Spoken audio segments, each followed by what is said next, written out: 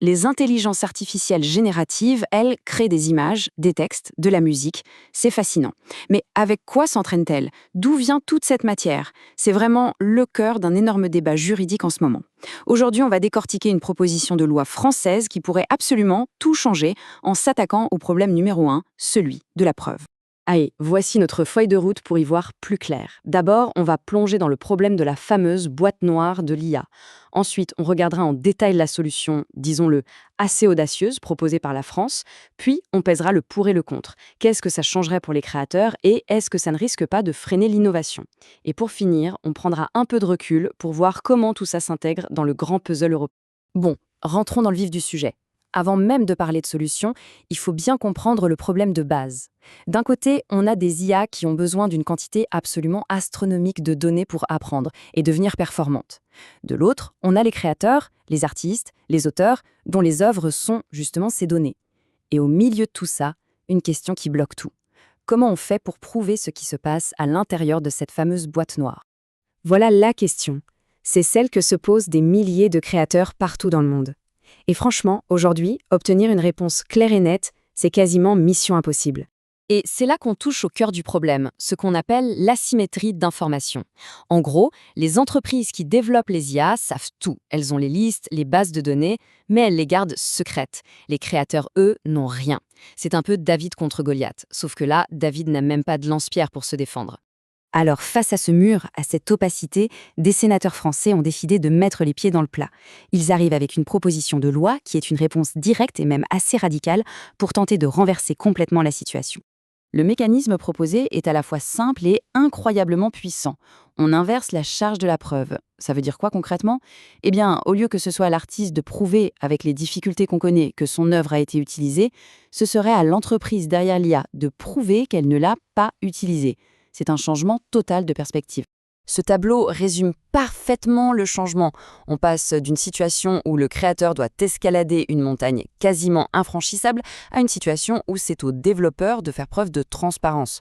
L'équilibre des forces est complètement repensé. Et voilà le texte exact de la proposition de loi. C'est écrit noir sur blanc. Et présumé avoir été exploité, sauf preuve contraire, l'idée, c'est vraiment de donner un outil juridique concret et efficace aux créateurs pour qu'ils puissent se défendre devant un tribunal. Mais attention, il y a une nuance très importante à comprendre. Il ne s'agit pas d'une condamnation automatique, loin de là. C'est une présomption simple. Ça veut dire que si un créateur a des raisons sérieuses de penser que son travail a été utilisé, la balle passe dans le camp de l'entreprise d'IA.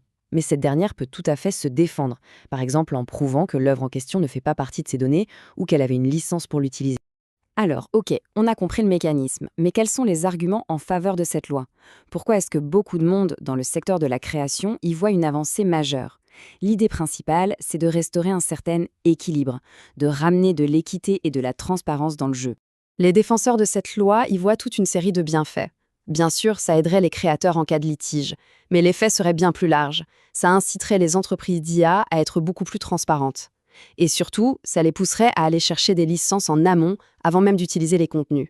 Ça pourrait donc créer un cercle vertueux. Et au-delà du simple conflit juridique, l'ambition, c'est de construire un écosystème plus sain. Si les données qui nourrissent les IA ont une valeur immense, alors il faut créer un vrai marché pour que les créateurs soient rémunérés pour cette valeur.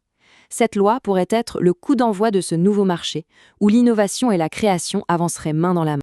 Bien évidemment, une proposition aussi forte, ça a son revers de la médaille. Et les critiques sont nombreuses, en particulier sur les risques que ça pourrait faire peser sur le développement technologique en Europe. Du côté des opposants, le son de cloche est très différent. La crainte principale, c'est que cette loi ouvre la boîte de Pandore. On imagine une vague de procès, un frein énorme pour les plus petites startups européennes qui n'ont pas les moyens de se défendre face à des milliers de plaintes. Et puis, il y a la question du secret des affaires. Forcer les entreprises à révéler leurs données d'entraînement, c'est un peu comme demander à Coca-Cola de publier sa recette. Et ce débat devient encore plus crucial quand on le regarde à l'échelle mondiale. D'un côté, on a l'Europe qui semble vouloir construire un cadre réglementaire très protecteur pour les créateurs. De l'autre, on a les États-Unis avec leur doctrine du fair use qui est beaucoup plus flexible et qui a permis à leur écosystème d'IA d'exploser. La grande question qui se pose, c'est est-ce qu'en voulant trop protéger, l'Europe ne risque pas de se tirer une balle dans le pied dans cette course folle à l'innovation? Pour vraiment tout comprendre, il faut voir que cette proposition française, elle ne sort pas de nulle part. En fait, elle s'inscrit parfaitement dans une tendance réglementaire européenne bien plus large, une stratégie qui se construit brique par brique depuis plusieurs années. Regardons un peu la chronologie. Tout a commencé à prendre forme en 2019, avec une directive européenne qui posait déjà des bases, notamment la possibilité pour les créateurs de refuser que leurs œuvres soient utilisées. Puis, en 2024, le fameux AI Act rajoutait une couche en exigeant plus de transparence de la part des modèles d'IA. La proposition française, elle, arrive comme l'étape d'après, celle qui dit «c'est bien d'avoir des règles, mais maintenant, il faut donner les outils pour les faire respecter». C'est un peu comme donner des dents à la loi.